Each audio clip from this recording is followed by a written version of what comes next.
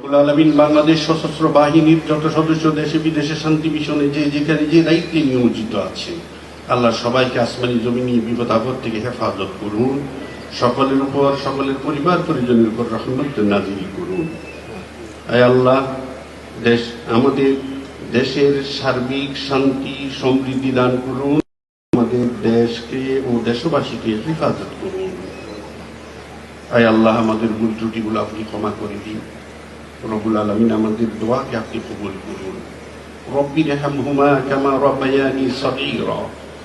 ربنا تقبل منا إنك أنت السميع العليم وتب علينا إنك أنت التواب الرحيم.